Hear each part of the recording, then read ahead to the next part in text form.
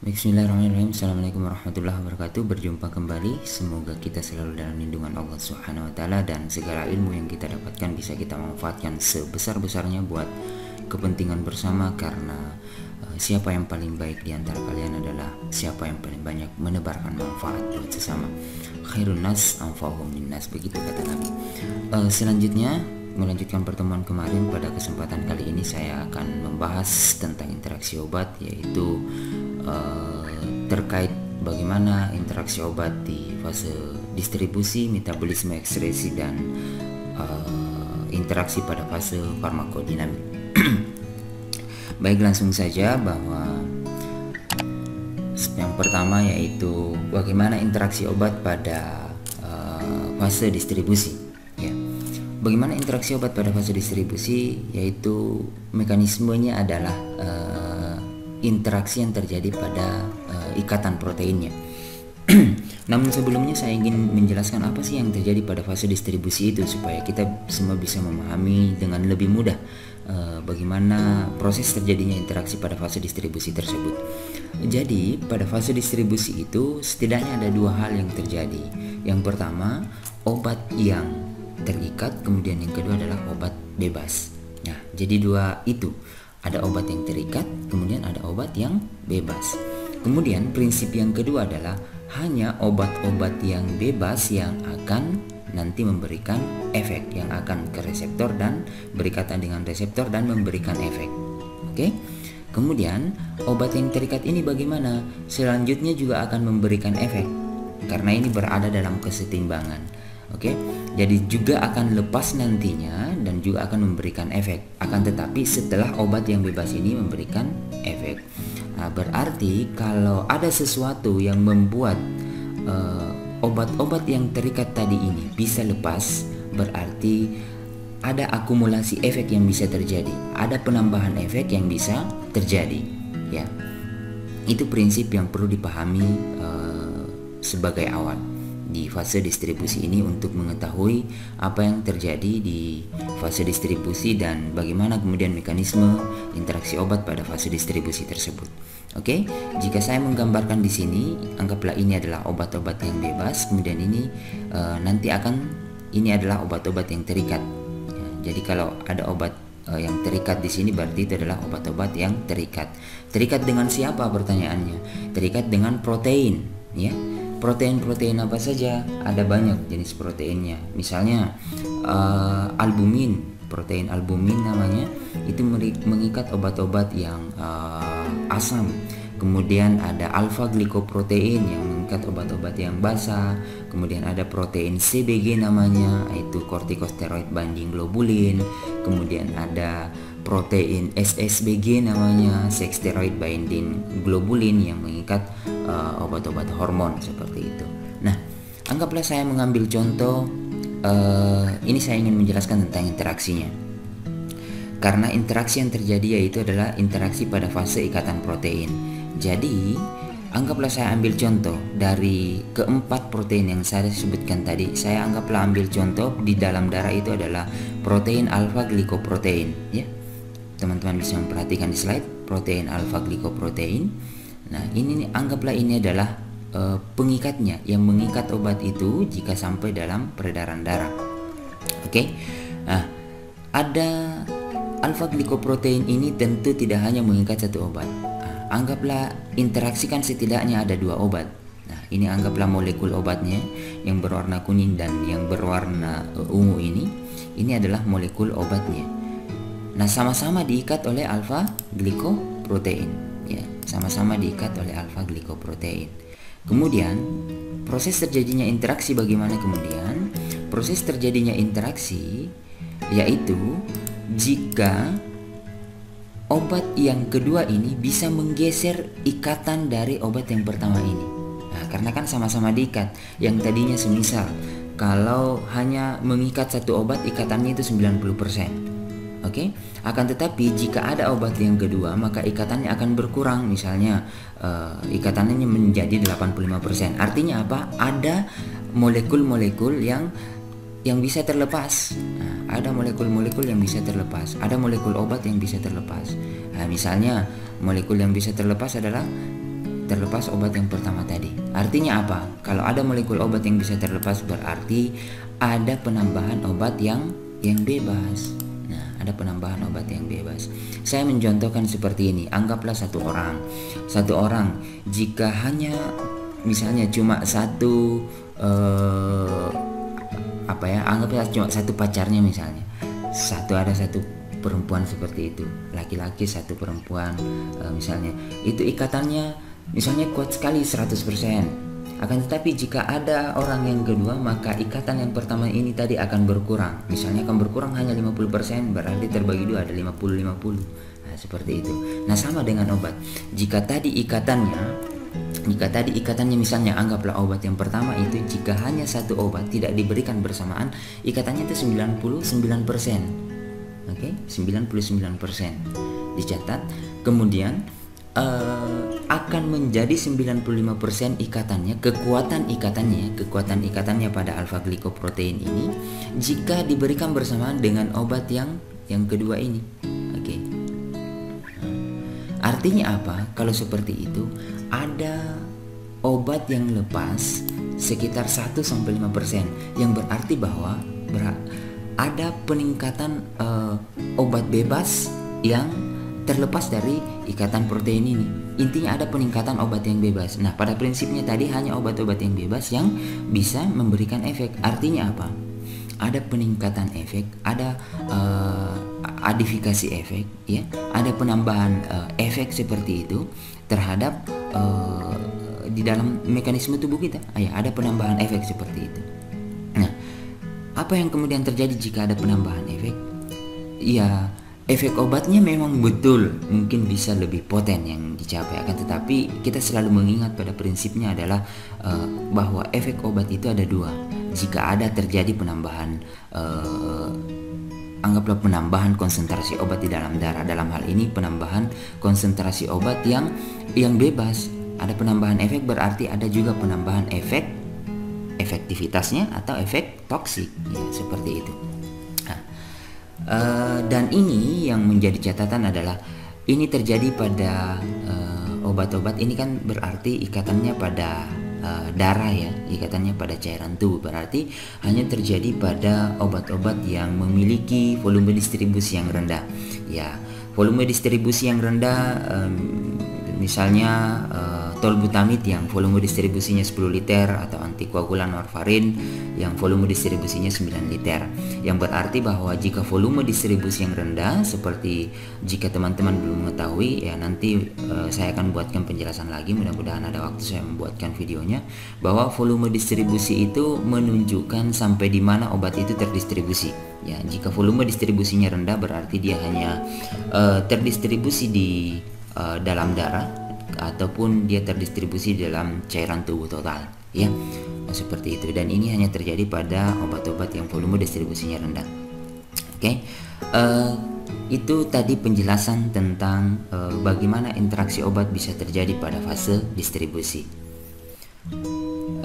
Kemudian selanjutnya saya akan menjelaskan tentang bagaimana metabolisme obat, bagaimana interaksi obat pada fase metabolisme.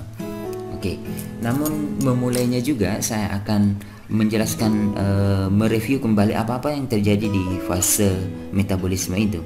Kita ketahui bersama bahwa tujuan utama dari metabolisme adalah bagaimana supaya obat itu dibuat lebih polar agar bisa dikeluarkan dari dalam tubuh.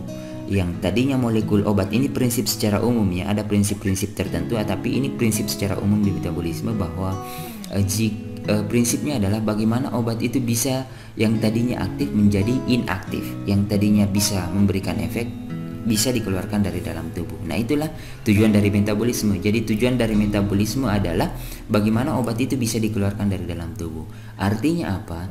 Jika ada sesuatu yang bisa membuat obat itu bisa keluar lebih cepat dari tubuh, artinya efeknya bisa lebih cepat berkurang. Ya, seperti itu. Obat itu tidak akan berefek seperti itu. Nah, bahkan bisa dikatakan tidak berefek ya. Nah, apa yang terjadi di fase metabolisme ini? Fase metabolisme itu ada dua fase ya kan. Ada fase pertama, kemudian ada fase kedua. Yang di fase pertama misalnya ada reaksi oksidasi, reaksi reduksi, reaksi hidrolisis. Kemudian di fase kedua misalnya ada reaksi dengan asam glukuronat misalnya ya. Nah, itu yang terjadi. Nah, siapa yang melakukan reaksi-reaksi fase tersebut? Siapa yang melakukan supaya obat itu bisa dibuat lebih polar? Nah, yang melakukan adalah enzim. Ya, yang melakukan adalah enzim. Enzim apa? Yaitu enzim pada fase 1 kita lebih membahas kemarin pertemuan kita kuliah kita kemarin ya bagi teman-teman mahasiswa, yaitu dia adalah enzim sitokrom P450. Ini yang kemarin sitokrom P450. Jadi inilah yang melakukan reaksi-reaksi itu yang bisa membuat obat itu bisa dimetabolisme, bisa dikeluarkan dari dalam tubuh. Nah, pertanyaannya enzim sitokrom P450. Oke. Yang mungkin teman-teman baru tahu, oh berarti yang melakukan metabolisme adalah enzim. Enzim siapa? Enzim sitokrom P450. Ya, akan tetapi ternyata enzim sitokrom P450 ini banyak isoenzimnya. Kalau saya katakan ini adalah banyak keluarga-keluarganya, banyak anak-anaknya, banyak turunannya. Nah, misalnya apa? Sitokrom P450 1A2. Jadi cara membacanya seperti itu ya. Ini sebenarnya sitokrom itu disingkat dengan CYP. Oke. Nah, ada keluarganya 1A2 namanya, atau keluarga yang nomor 1, keluarga yang nomor 2, yang nomor 3, ya seperti itu ya. Cara membacanya ini CYP1A2, secara lengkapnya sebenarnya adalah sitokrom P450 isoenzim 1A2. Oke. Jadi kalau misalnya CYP 2C9 berarti sitokrom P450 2C9. Akan tetapi biasa disingkat hanya CYP 2C9 ya seperti itu. Ataupun bahkan ada literatur yang menuliskan hanya 2C9 misalnya. Ya. Jadi ternyata banyak keluarganya. Ada sitokrom 1A2, 2C9, 2C19, sitokrom 2D6, kemudian 2E1 dan 3A4. Oke. Jadi ternyata banyak keluarga-keluarga dari sitokrom P450 itu. Itulah semua yang melakukan metabolisme obat, ya. Kemudian apakah ada lagi? Ada lagi untuk di fase 2 yaitu reaksi konjugasi. Misalnya ada enzim namanya UDP glucuronil transferase atau disebut dengan UGT.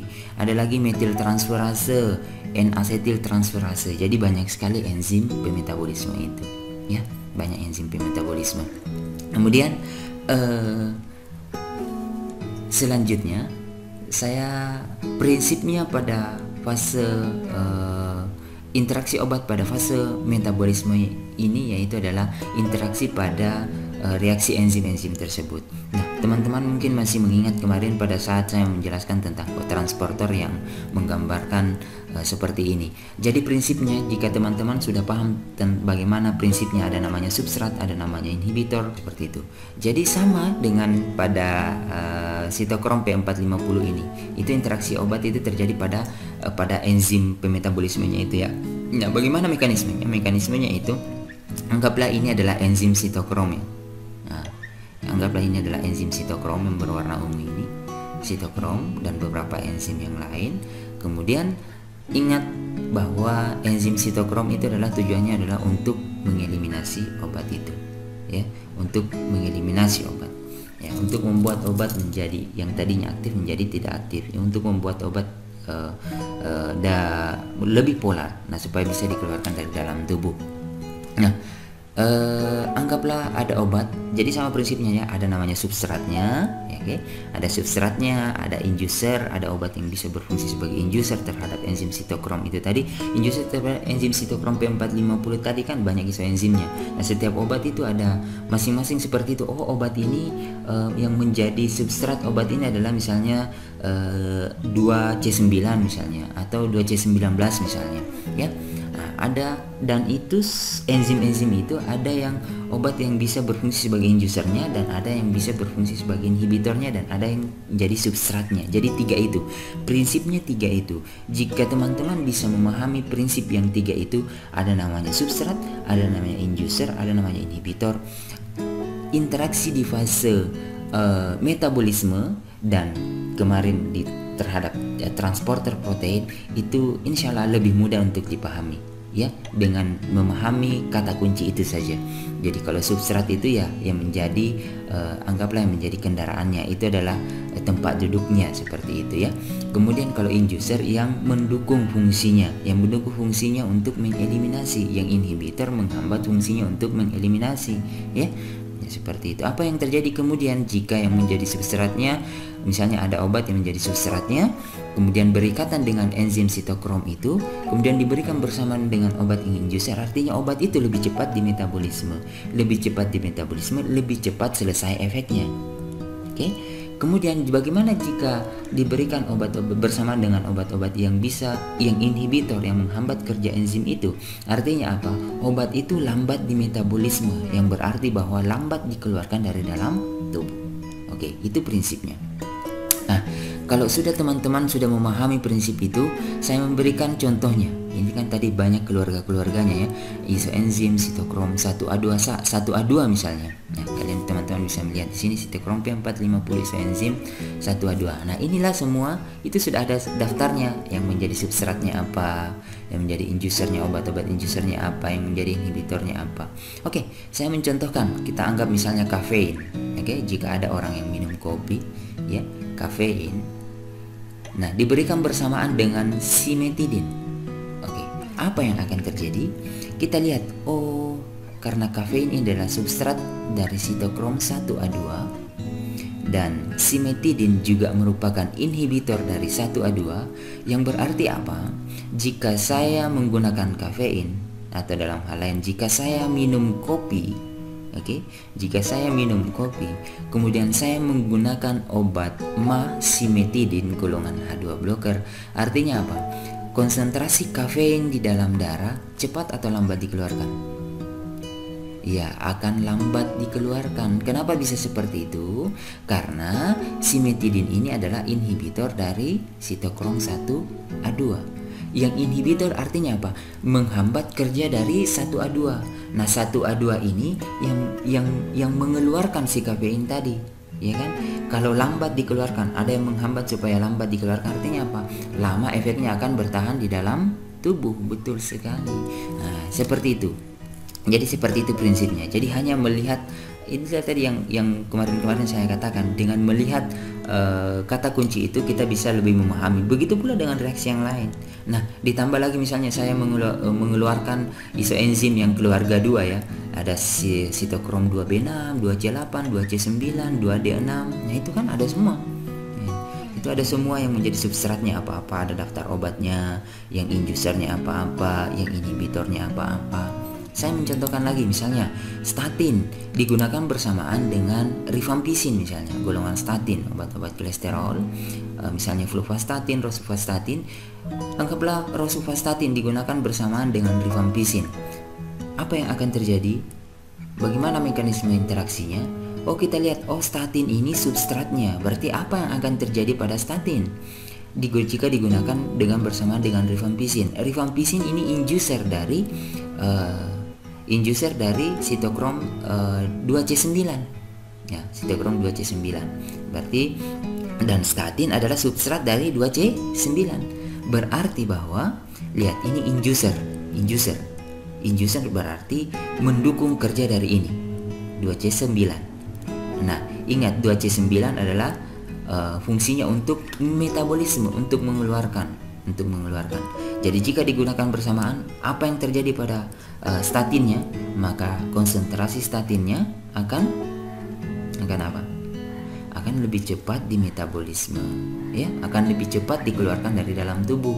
Nah, seperti itu. Karena si rifampisin ini adalah inducer dari 2C9. Oke, saya pelan supaya bisa dipahami. Kemudian bagaimana jika itu digunakan bersamaan dengan golongan azol? Ada orang yang kolesterol tapi dia panuan misalnya, makanya menggunakan miconazol ataupun golongan azol yang lain. Nah, dilihat lagi, ternyata si azol ini, golongan azol anti jamur azol ini, dia adalah inhibitor dari 2C9. Yang berarti bahwa kalau inhibitor dia menghambat kerja dari 2C9. Sementara 2C9 ini adalah fungsinya untuk metabolisme. Artinya jika dihambat kerjanya, menghambat kerja metabolisme. Berarti apa yang akan terjadi adalah ada akumulasi efek. Ada akumulasi efek. Kenapa terjadi akumulasi efek? Kan lambat dikeluarkan dari dalam tubuh, ya. Dikeluarkan dari dalam tubuh. Nah, ada akumulasi efek dari siapa? Dari substratnya, dari statinnya. Nah, ada akumulasi efeknya. Akan tetapi ingat, efek samping, salah satu efek samping dari statin itu di part 1 bisa ditonton, itu adalah ada peningkatan efek sampingnya juga. Bukan hanya peningkatan efektivitasnya. Sengaja saya berkali-kali mengulang bahwa efek obat itu bukan hanya efektivitasnya, akan tetapi ada namanya efek toksiknya. Nah, akan terjadi efek toksiknya. Nah, apa efek toksiknya? Salah satunya adalah rhabdomyolysis atau sakit-sakit otot. Nah, itu seperti itu. Nah, begitu pula dengan dengan substrat-substrat yang lain. Misalnya ada sulfonylurea, glibenclamid. Bagaimana jika digunakan bersamaan dengan azol? Itu kan teman-teman sudah bisa memahami. Teman-teman sudah bisa memahami semua interaksi-interaksi yang terjadi di daftar-daftar ini dengan hanya memahami substrat, prinsip dari substrat, induktor, inhibitor. Menarik kan? Nah, seperti itu. Nah, begitu pula dengan keluarga 3A4. Ini kan saya sudah memberikan ini daftar-daftarnya, ya kan? Yang menjadi inhibitornya apa, inducernya apa, substratnya apa. Jadi teman semua yang ada di daftar ini teman-teman sudah bisa mengetahui interaksinya seperti apa. Oke.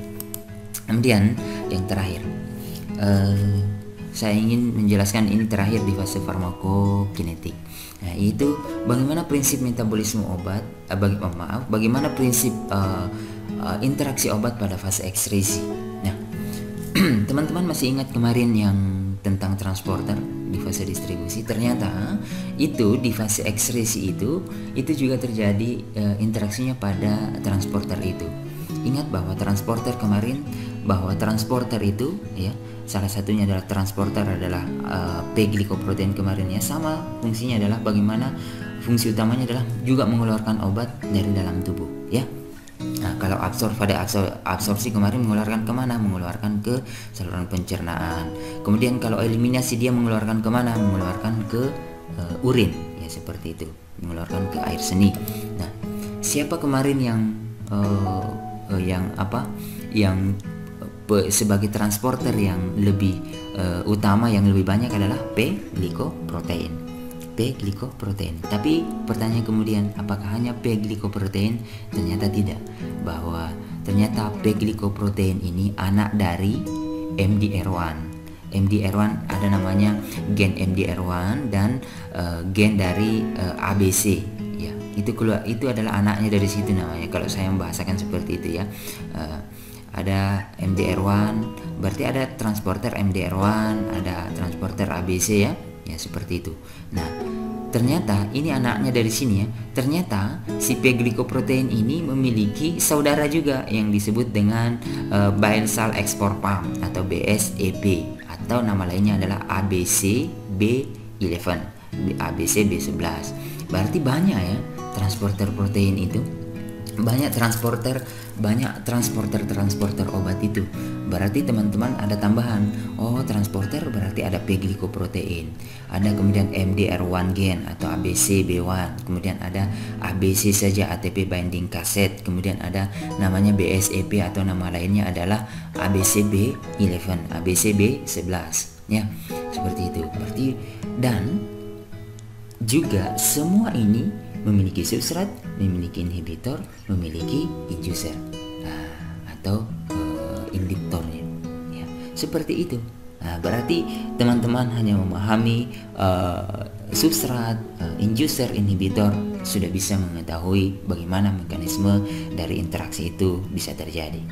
Apakah hanya ini? Masih ada transporter yang lain. Ternyata ada namanya organic anion transporter atau OAT, kemudian ada namanya organic anion transporting polypeptide atau OATPS, kemudian ada organic cation transporter atau OCT.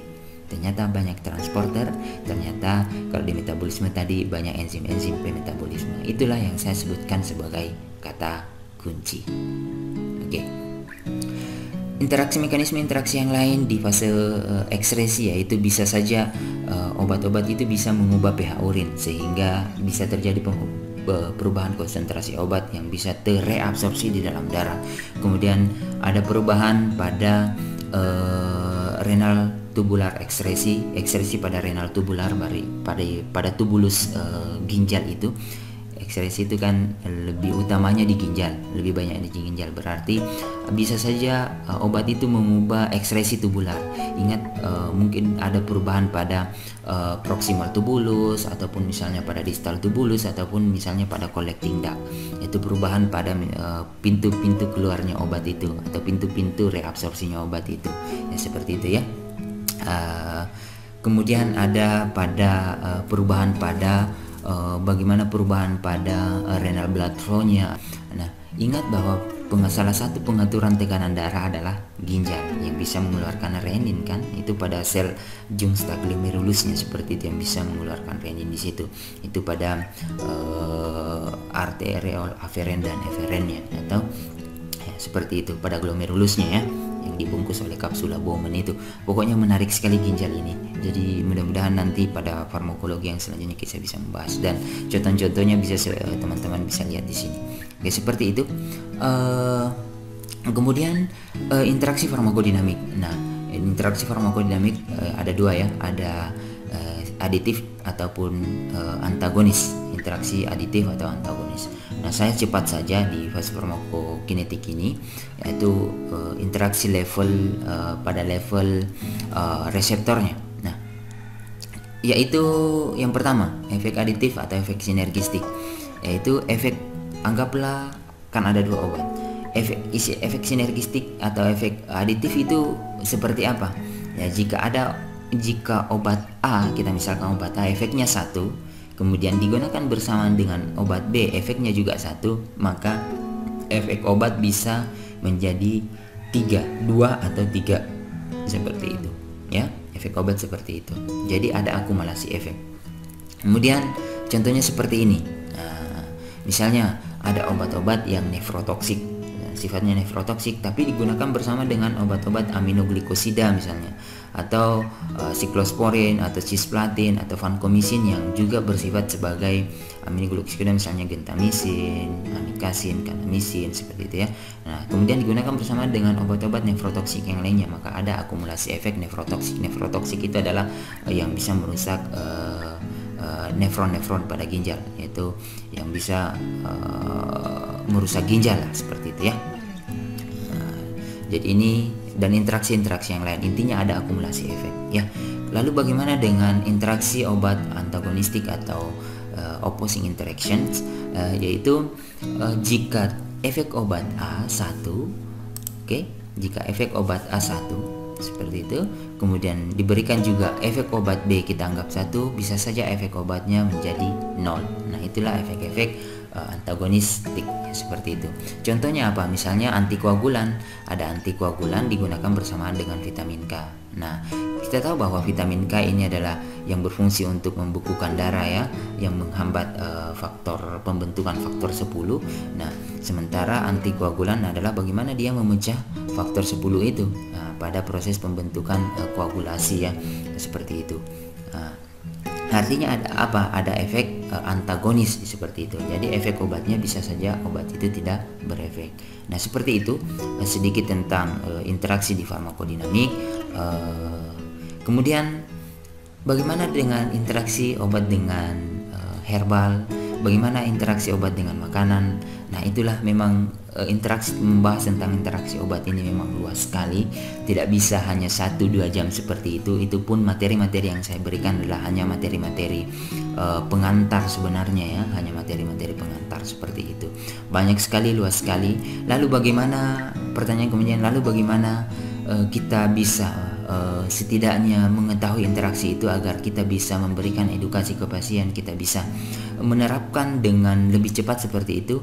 Nah, selanjutnya nanti saya akan selanjutnya saya akan membuat video tentang bagaimana menggunakan media-media yang sudah ada, yang gratis tentunya, karena ada juga yang free, yang berbayar seperti itu, yang bisa kita aplikasikan supaya kita bisa lebih mengetahui secara cepat dengan mengetahui bagaimana pengaplikasiannya, bagaimana kita mengetahui interaksi obat, dan dengan ditambah dengan penjelasan teori-teori dasarnya, kita bisa lebih mengetahui lebih cepat bagaimana kita menerapkan prinsip dari interaksi obat ini supaya kita bisa lebih mengedukasi pasien kepada teman-teman farmasis.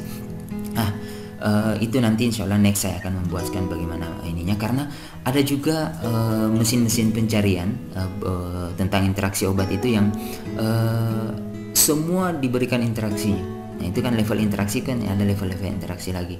Bahkan yang tidak signifikan dianggap signifikan oleh salah satu mesin pencarian itu, mesin identifikasi ya, interaction checkernya ya. Nanti saya akan menunjukkan apa yang literatur yang terpercaya, karena ini berbahaya juga bagi teman-teman farmasi jika ingin memberikan penjelasan, misalnya ingin berdiskusi kepada klinisi, kepada dokter. Ya, dokternya nanti, klinisinya nanti akan marah jika semuanya kita kategorikan itu sebagai interaksi, karena banyak kasus seperti itu. Dok, ini interaksi, ini interaksi, ini interaksi, ya obat apa yang mesti diberikan? Nah, seperti itu, padahal sebenarnya interaksinya itu tidak signifikan interaksinya sebenarnya. Itu karena literaturnya yang salah. Oke? Jadi insya Allah next saya akan membuatkan, mudah-mudahan ada waktu.